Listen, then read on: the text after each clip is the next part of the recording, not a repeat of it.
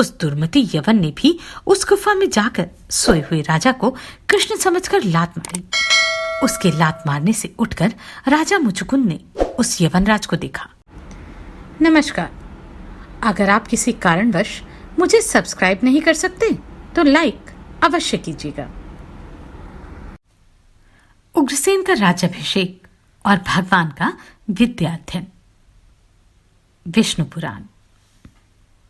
श्री पराशर जी बोले, अपने अति अद्भुत कर्मों को देखने से वसुदेव और देवकी को विज्ञान उत्पन्न हुआ देखकर भगवान ने यदुवंशियों को मोहित करने के लिए अपनी वैष्णवी माया का विस्तार किया और बोले, हे मातः, हे पिताजी, बलराम जी और मैं बहुत दिनों से कंस के भय से छिपे हुए आपके दर्शनों के लिए उत्कंठित थे। सो आज आपका दर्शन हुआ है। जो समय माता पिता की सेवा किए बिना बीतता है, वह असाधु पुरुषों को ही आयु का भाग व्यर्थ जाता है। हे तात, गुरु, देव, ब्राह्मण और माता पिता का पूजन करते रहने से देहधारियों का जीवन सफल हो जाता है। अतः हे तात, कंस के वीर और प्रताप से भीत हम परवंशों से जो कुछ अपराध हुआ हो वह क्षमा करें। श्री पराशर जी बोले, राम और कृष्ण ने इस प्रकार कह माता पिता को प्रणाम किया और फिर क्रमशः समस्त यदुवृद्धों का यथा योग्य अभिवादन कर पूर्ववासियों का सम्मान किया। उस समय कंस की पत्नियां और माताएं पृथ्वी पर पड़े हुए मृतक कंस को घेर कर दुख शोक से पूर्ण हो विलाप करने लगी। तब कृष्णचंद्र ने भी अत्यंत पश्चाताप से विफल हो स्वयं आंखों में आंसू भरकर उन्हें अनेकों प्रकार से ढाढ़स बंधाया। तदनंतर श्री मधुसूदन ने उग्रसेन को बंधन से मुक्त किया और पुत्र के मारे जाने पर उन्हें अपने राज्य पद पर अभिषिक्त किया। श्री कृष्णचंद्र द्वारा राज्याभिषेक होकर यदुश्रेष्ठ उग्रसेन ने अपने पुत्र तथा और भी जो लोग वहां मारे गए थे उन सबको औधर्वदैहिक कर्म किए। औधर्वदैहिक कर्मों से निवृत्त होने पर सिंहासनारूढ़ उग्रसेन से श्रीहरि बोले, हे विभो, हमारे योग्य जो सेवा हो उसके लिए हमें निशंक होकर आज्ञा दीजिए। ययाति का शाप होने से यद्यपि हमारा वंश राज्य का अधिकारी नहीं है, तथापि इस समय मुझदास के रहते हुए राजाओं को तो क्या आप देवताओं को भी आज्ञा दे सकते हैं। श्री पराशर बोले, उग्रसेन से इस प्रकार कहें, धर्म स्थापना आदि कार्य सिद्धि के लिए मनुष्य रूप धारण करने वाले भगवान कृष्ण ने वायु का स्मरण किया और वह उसी समय वहां उपस्थित हो गए। तब भगवान ने उनसे कहा, हे वायु, तुम जाओ और इंद्र से कहो कि हे वासव, व्यर्थ गर्व छोड़कर तुम उग्रसेन को अपनी सुधर्मा नाम की सभा दो। कृष्णचंद्र की आज्ञा है कि यह सुधर्मा सभा नामक सर्वोत्तम रत्न राजा के ही योग्य है। इसमें यादवों का विराजमान होना उपयुक्त है। श्री पराशर जी बोले, भगवान की ऐसी आज्ञा होने पर वायु ने यह सारा समाचार इंद्र से जाकर कह दिया और इंद्र ने भी तुरंत ही अपनी सुधर्मा नाम की सभा वायु को दे दी। वायु द्वारा लाई हुई उस सर्वरत्न संपन्न दिव्य सभा का संपूर्ण भोग वे यदुश्रेष्ठ श्री कृष्णचंद्र की भुजाओं के आश्रित रहकर करने लगे। तदनंतर समस्त विज्ञानों को जानते हुए और सर्वज्ञान संपन्न होते हुए भी वीरवर कृष्ण और बलराम गुरु शिष्य संबंध को प्रकाशित करने के लिए उपनयन संस्कार के अनंतर विद्यापार्जन के लिए काशी में उत्पन्न हुए अवंतीपुरवासी सांदीपनि मुनि के यहाँ गए।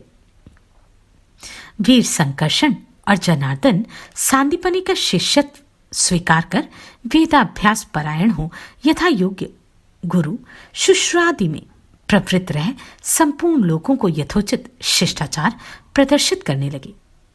हे द्विज, यह बड़े आश्चर्य की बात हुई कि उन्होंने केवल 64 दिन में रहस्य और संग्रह अर्थात अस्त्र, मंत्रोपनिषद और अस्त्र प्रयोग के सहित संपूर्ण धनुर्वेद सीख लिए।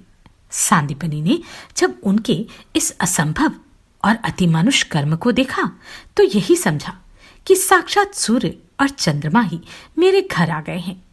उन दोनों ने अंगों सहित चारों वेद, संपूर्ण शास्त्र और सब प्रकार की अस्त्र विद्या एक बार सुनते ही प्राप्त कर ली और फिर गुरुजी से कहा, कहिए आपको क्या गुरु दक्षिणा दी जाए। महामती सांदीपनि ने उनके अतीन्द्रिय कर्म देखकर प्रभास क्षेत्र के खारे समुद्र में डूबकर मरे हुए अपने पुत्र को मांगा। तदनंतर जब वे शस्त्र ग्रहण कर समुद्र के पास गए तो समुद्र अर्घ्य लेकर उनके सम्मुख उपस्थित हुआ और कहा, मैंने सांदीपनि का पुत्र हरण नहीं किया है। हे दैत्य दवन, मेरे जल में ही पंचजन नामक एक दैत्य शंकर रूप से रहता है, उसी ने उस बालक को पकड़ लिया था। श्री पराशर जी बोले, समुद्र के इस प्रकार कहने पर कृष्णचंद्र ने जल के भीतर जाकर पंचजन का वध किया और उसकी अस्थियों से उत्पन्न हुए शंख को ले आए, जिसके शब्द से दैत्यों का बल नष्ट हो जाता है, देवताओं का तेज बढ़ता है और अधर्म का क्षय होता है। तदनंतर उस पांचजन्य शंख को बजाते हुए श्री कृष्णचंद्र और बलराम यमपुर को गए और सूर्यपुत्र यम को जीतकर यम यातना भोगते हुए उस बालक को पूर्वज शरीर युक्त करके उसके पिता को दे दिया। इसके पश्चात वे राम और कृष्ण राजा उग्रसेन द्वारा परिपालित मथुरापुरी में, जहां के स्त्री पुरुष उनके आगमन से आनंदित हो रहे थे, पधारे। श्री पराशर जी बोले, हे मैत्रेय, महाबली कंस ने जरासंध की पुत्री अस्ति और प्राप्ति से विवाह किया था, अतः वह अत्यंत बलिष्ठ मगधराज क्रोधपूर्वक एक बहुत बड़ी सेना लेकर अपनी पुत्रियों के स्वामी कंस को मारने वाले श्रीहरि को यादवों के सहित मारने की इच्छा से मथुरा पर चढ़ाया। मगधेश्वर जरासंध ने 23 अक्षोहिणी सेना के सहित आकर मथुरा को चारों ओर से घेर लिया। तब महाबली राम और जनार्दन थोड़ी सी सेना के साथ नगर से निकलकर जरासंध के प्रबल सैनिकों से युद्ध करने लगे। हे मुनिश्रेष्ठ, उस समय राम और कृष्ण ने अपने पुरातन शस्त्रों को ग्रहण करने का विचार किया। हे विप्र, हरि के स्मरण करते ही उनका शांत धनुष, अक्षय बाण युक्त 2 तरकश और कौमुदकी नाम की गदा आकाश से आकर उपस्थित हो गए। हे द्विज, बलभद्र जी के पास भी उनका मनोवांछित महान हल और सुनंद नामक मूसल आकाश से आ गए। तदनंतर दोनों वीर राम और कृष्ण सेना के सहित मगधराज को युद्ध में हराकर मथुरापुरी में चले आए। हे महामुनि, दुराचारी जरासंध को जीत लेने पर भी उसके जीवित चले जाने के कारण कृष्णचंद्र ने अपने को अपराजित नहीं समझा। हे द्विजोत्तम, जरासंध फिर उतनी ही सेना लेकर आया, किंतु राम और कृष्ण से पराजित होकर भाग गया। इस प्रकार अत्यंत दुर्धर्ष मगधराज जरासंध ने राम और कृष्ण आदि यादवों से 18 बार युद्ध किया। इन सभी युद्धों में अधिक सैन्यशाली जरासंध थोड़ी सी सेना वाले यदुवंशियों से हार कर भाग गया।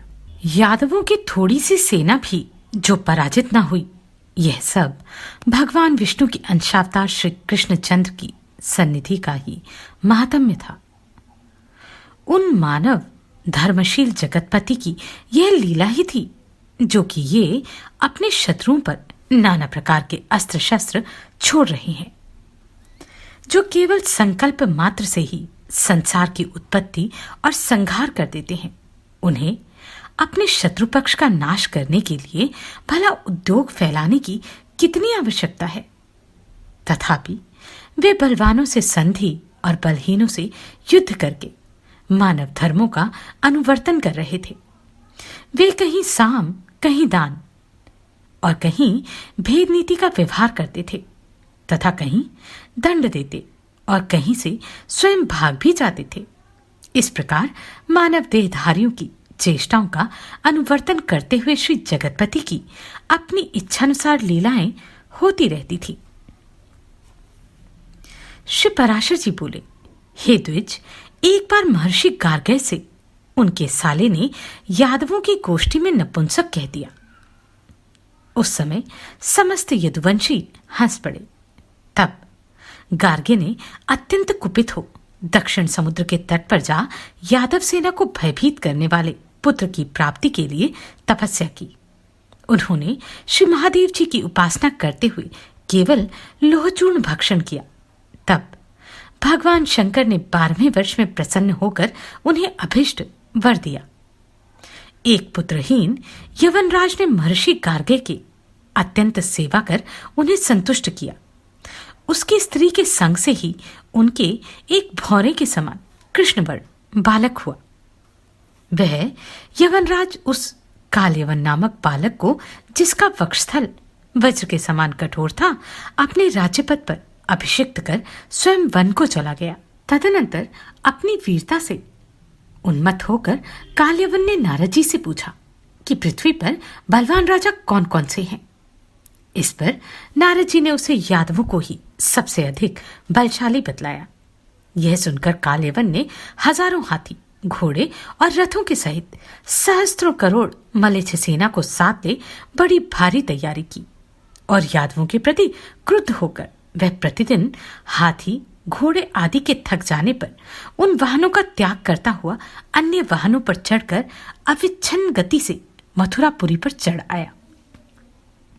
एक ओर जरासंध का आक्रमण और दूसरी ओर कालयवन की चढ़ाई देखकर श्री कृष्ण चंद्र ने सोचा, यवनों के साथ युद्ध करने से क्षीण हुई यादव सेना अवश्य ही मगध नरेश से पराजित हो जाएगी और यदि प्रथम मगध नरेश से लड़ते हुए तो उससे क्षीण हुई यादव सेना को बलवान कालयवन नष्ट कर देगा। हाय, इस प्रकार यादवों पर एक ही साथ ये दो तरह की आपत्तियां पहुंची है। अतः मैं यादवों के लिए एक ऐसा दुर्जय दुर्ग तैयार कराता हूं जिसमें बैठकर वृष्णिश्रेष्ठ यादवों की तो बात ही क्या है, स्त्रियां भी युद्ध कर सकें। उस दुर्ग में रहने पर यदि मैं मत, प्रमत्त, सोया अथवा कहीं बाहर भी गया हूं, तब भी अधिक से अधिक दुष्ट शत्रुगण भी यादवों को पराभूत न कर सकें। ऐसा विचार कर श्री गोविंद ने समुद्र से 12 योजन भूमि मांगी और उसमें द्वारकापुरी निर्माण की, जो इंद्र की अमरावतीपुरी के समान महान उद्यान, गहरी खाई, सैकड़ों सरोवर तथा अनेकों महलों से सुशोभित थी। कालयवन के समीप आ जाने पर श्री जनार्दन संपूर्ण मथुरा निवासियों को द्वारका में ले आए और फिर स्वयं मथुरा लौट गए। जब कालयवन की सेना ने मथुरा को घेर लिया तो कृष्णचंद्र बिना शस्त्र लिए मथुरा से बाहर निकल आए। तब यवनराज कालयवन ने उन्हें देखा। महायोगीश्वरों का चित्त भी जिन्हें प्राप्त नहीं कर पाता, उन्हीं वासुदेव को केवल बाहुरूप शस्त्रों से ही युक्त अर्थात खाली हाथ देखकर वे उनके पीछे दौड़ा। कालयवन से पीछा किए जाते हुए श्री कृष्णचंद्र उस महागुहा में घुसे जिसमें महावीरशाली राजा मुचुकुंद सो रहे थे। उस दुर्मति यवन ने भी उस गुफा में जाकर सोए हुए राजा को कृष्ण समझकर लात मारी। उसके लात मारने से उठकर राजा मुचुकुंद ने उस यवनराज को देखा। हे मैत्रेय, उनके देखते ही वह यवन उसकी क्रोधाग्नि से जलकर भस्मीभूत हो गया। पूर्व काल में राजा मुचुकुंद देवताओं की ओर से देवासुर संग्राम में गए थे। असुरों को मार चुकने पर अत्यंत निर्दयी होने के कारण उन्होंने देवताओं से बहुत समय तक सोने का वर मांगा था। उस समय देवताओं ने कहा था कि तुम्हारे शयन करने पर तुम्हें जो कोई जगाएगा वे तुरंत ही अपने शरीर से उत्पन्न हुई अग्नि से जलकर भस्म हो जाएगा। इस प्रकार पापी कालयवन को दग्ध कर चुकने पर राजा मुचुकुंद ने श्री मधुसूदन को देखकर पूछा, आप कौन हैं? तब भगवान ने कहा, मैं चंद्रवंश के अंतर्गत यदुकुल में वसुदेव जी के पुत्र रूप से उत्पन्न हुआ हूं। तब मुचुकुंद को वृद्ध गार्गे मुनि के वचनों का स्मरण हुआ। उनका स्मरण होते ही उन्होंने सर्वरूप सर्वेश्वर श्रीहरि को प्रणाम करके कहा, हे परमेश्वर, मैंने आपको जान लिया है। आप साक्षात भगवान विष्णु के अंश हैं। आप साक्षात भगवान विष्णु के अंश ही हैं। पूर्व काल में गार्गे मुनि ने कहा था कि 28वें युग में द्वापर के अंत में यदुकुल में श्रीहरि का जन्म होगा। निसंदेह आप भगवान विष्णु के अंश हैं और मनुष्यों के उपकार के लिए ही अवतीर्ण हुए हैं। तथापि मैं आपके महान तेज को सहन करने में समर्थ नहीं हूं। हे भगवान, आपका शब्द सजल मेघ की घोर गर्जना के समान अति गंभीर है तथा आपके चरणों से पीड़िता होकर पृथ्वी झुकी हुई है। हे देव, देवासुर महासंग्राम में दैत्य सेना के बड़े बड़े योद्धागण भी मेरा तेज नहीं सह सके थे और मैं आपका तेज सहन नहीं कर रहा हूं। संसार में पतित जीवों के एकमात्र आप ही परमाश्रय हैं। हे शरणागतों का दुख दूर करने वाले, आप प्रसन्न होइए और मेरे अमंगलों को नष्ट कीजिए। आप ही समुद्र हैं, आप ही पर्वत हैं, आप ही नदियां हैं और आप ही वन हैं तथा आप ही पृथ्वी, आकाश, वायु, जल, अग्नि और मन है। आप ही बुद्धि, अव्याकृत प्राण और प्राणों का अधिष्ठाता पुरुष है तथा पुरुष से भी परे जो व्यापक और जन्म तथा विकार से शून्य तत्व है, वह भी आप ही हैं। जो शब्द आदि से रहित, अजर, अमेय, अक्षय और नाश तथा वृद्धि से रहित हैं, वह अत्यंतहीन परम ब्रह्म भी आप ही हैं। आप ही से देवता, पितृगण, यक्ष, गंधर्व, किन्नर, सिद्ध और अप्सरागण उत्पन्न हुए हैं। आप ही से मनुष्य, पशु, पक्षी, सरीसृप और मृग आदि भी उत्पन्न हुए हैं तथा आप ही से संपूर्ण वृक्ष और जो कुछ भी भूत, भविष्य, चराचर जगत और वह सब कुछ हुआ है, वह आप ही से है। हे प्रभु, मूर्त, अमूर्त, स्थूल, सूक्ष्म तथा और भी जो कुछ है, वह सब आप जगत करता ही हैं। आपसे भिन्न और कुछ भी नहीं है। हे भगवान, तापत्रय से अभिभूत होकर सर्वदा इस संसार चक्र में भ्रमण करते हुए मुझे कभी शांति प्राप्त नहीं हुई। हे नाथ, जल की आशा से मृग तृष्णा के समान मैंने दुखों को ही सुख समझकर ग्रहण किया था, परंतु वे मेरे संताप के ही कारण हुए। हे प्रभु, राज्य, पृथ्वी, सेना, कोश, मित्र पक्ष, पुत्रगण, स्त्री तथा सेवक आदि और शब्दादि विषय, इन सब को मैंने अविनाशी तथा सुख बुद्धि से अपनाया था, किंतु हे ईश, परिणाम में वे ही दुख रूप सिद्ध हुए। हे नाथ, जब देवलोक प्राप्त करके भी देवताओं को मेरी सहायता की इच्छा हुई, तो उस स्वर्गलोक में मैं भी नित्य शांति कहां से पाऊंगा। हे परमेश्वर, संपूर्ण जगत की उत्पत्ति के आदि स्थान आपकी आराधना किए बिना कौन शाश्वत शांति प्राप्त कर सकता है। हे प्रभु, आपकी माया से मूढ़ हुए पुरुष जन्म, मृत्यु और जरा आदि संतापों को भोगते हुए अंत में यमराज का दर्शन करते हैं। आपके स्वरूप को न जानने वाला पुरुष नरकों में पड़कर अपने कर्मों के फलस्वरूप नाना प्रकार के दारुण कलेश पाते हैं। हे परमेश्वर, मैं अत्यंत विषयी हूं और आपकी माया से मोहित होकर ममत्व अभिमान के गड्ढे में भटकता रहा हूं।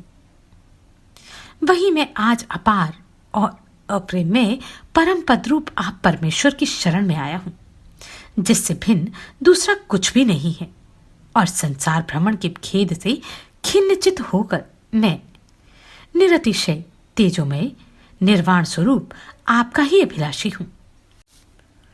श्री पराशर जी बोले, परम बुद्धिमान राजा मुचुकुंद के इस प्रकार स्तुति करने पर सर्वभूतों के ईश्वर अनादि निधन भगवान हरि बोले, हे नरेश्वर, तुम अपने अभिमत दिव्य लोकों को जाओ। मेरी कृपा से तुम्हें अव्याहत परम ऐश्वर्य प्राप्त होगा। वहां अत्यंत दिव्य भोगों को भोग कर तुम अंत में एक महान कुल में जन्म लोगे। उस समय तुम्हें अपने पूर्वजन्म का स्मरण रहेगा और फिर मेरी कृपा से तुम मोक्षपद को प्राप्त करोगे। भगवान के इस प्रकार कहने पर राजा मुचुकुंद ने जगदीश्वर श्री अच्युत को प्रणाम किया और गुफा से निकलकर देखा कि लोग बहुत छोटे छोटे हो गए हैं। उस समय कलयुग को वर्तमान समझकर राजा तपस्या करने के लिए श्री नर नारायण के स्थान गंधमादन पर्वत पर चले गए। इस प्रकार कृष्णचंद्र ने उपाय पूर्वक शत्रु को नष्ट कर फिर मथुरा में आ उसकी हाथी, घोड़े और रथादि से सुशोभित सेना को अपने वशीभूत किया और उसे द्वारका में लाकर राजा उग्रसेन को अर्पण कर दिया। तब से यदुवंश शत्रुओं के दमन से निशंक हो गया। हे मैत्रेय, इस संपूर्ण विग्रह के शांत हो जाने पर बलदेव जी अपने बांधवों के दर्शन की उत्कंठा से नंद जी के गोकुल को गए। वहां पहुंचकर शत्रुजीत बलभद्र जी ने गोप और गोपियों का पहले ही की भांति अति आदर और प्रेम के साथ अभिवादन किया। किसी ने उनका आलिंगन किया और किसी को उन्होंने गले से लगाया। कहीं गोप और गोपियों के साथ उन्होंने हास परिहास किया। गोपों ने बलराम जी से अनेकों प्रिय वचन कहे और गोपियों में से कोई प्रणय कुपित होकर बोली और किन्हीं ने उपालुपयुक्त बातें की। किन्हीं अन्य गोपियों ने पूछा, चंचल एवं अल्प प्रेम करना ही जिनका स्वभाव है वे नगर नारियों के प्राणाधार कृष्ण तो आनंद में है ना? वे क्षणिक स्नेह वाले नंद नंदन हमारी चेष्टाओं का उपहास करते हुए क्या नगर की महिलाओं के सौभाग्य का मान नहीं बढ़ाया करते? क्या कृष्णचंद्र कभी हमारे गीतानुयायी मनोहर स्वर का स्मरण करते हैं? क्या वे एक बार अपनी माता को भी देखने के लिए यहाँ आवेंगे? अथवा अब उनकी बात करने से हमें क्या प्रयोजन है? कोई और बात करो। जब उनकी हमारे बिना निभ गई तो हम भी उनके बिना निभा ही लेंगी। क्या माता, क्या पिता, क्या बंधु, क्या पति और क्या कुटुंब के लोग, हमने उनके लिए सभी को छोड़ दिया, किंतु वे तो अकृतज्ञों की ध्वजा ही निकले। तथापि बलराम जी सच सच बतलाइए, क्या कृष्ण कभी यहां आने के विषय में भी कोई बातचीत करते हैं? हमें ऐसा प्रतीत होता है कि दामोदर कृष्ण का चित्त नागरी नारियों में फंस गया है। हम में अब उनकी प्रीति नहीं है, अतः अब हमें तो उनका दर्शन दुर्लभ ही जान पड़ता है। श्री पराशर जी बोले, तदनंतर श्रीहरि ने जिनका चित्त हर लिया है वे गोपियां बलराम जी को कृष्ण और दामोदर कहकर संबोधन करने लगी और फिर उच्च स्वर से हंसने लगी। तब बलभद्र जी ने कृष्णचंद्र का अति मनोहर और शांतिमय, प्रेम गर्भित और गर्वहीन संदेश सुनाकर गोपियों को सांत्वना दी तथा गोपों के साथ हास्य करते हुए उन्होंने पहले की भांति बहुत सी मनोहर बातें की और उनके साथ वज्रभूमि में नाना प्रकार की लीलाएं करते रहे। नमस्कार, मैं आभा शर्मा जावास। यदि आपको मेरा ये प्रयत्न सराहनीय लगा हो तो मुझे सब्सक्राइब करके प्रोत्साहित करें